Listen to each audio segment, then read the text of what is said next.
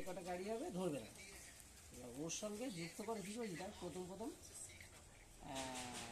1000 টাকা করে দিতাম। দিয়ে আর ওর কাছে ওই কাগজটা কায়দা করেছি আমি। এটা করলাম কী করে, ওর ছেলে আমার শিখিয়ে দিয়েছে।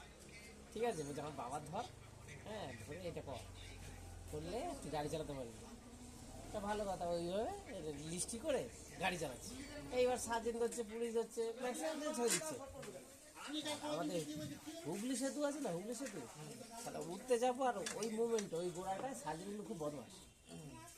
আর ধরে বলছি কি ফোন কর, ভালো কথা, ফোনও করেছি।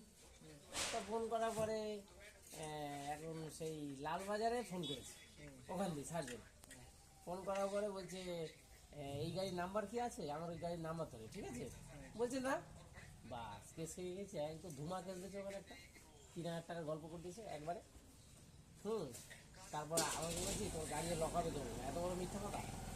আর এইভাবে চুরি করে চালানো, এই করে তার হাতে পায়ে ধরে ধরে মোটামুটি ছাড়িয়ে ছুটিয়ে এলাম। তারপর লাস্টে কাগজ দিয়ে দেবো, 1000 টাকা দিয়ে দেবো বসে দেওয়ার পরে তারপর থেকে ওই ক্যান্সেল।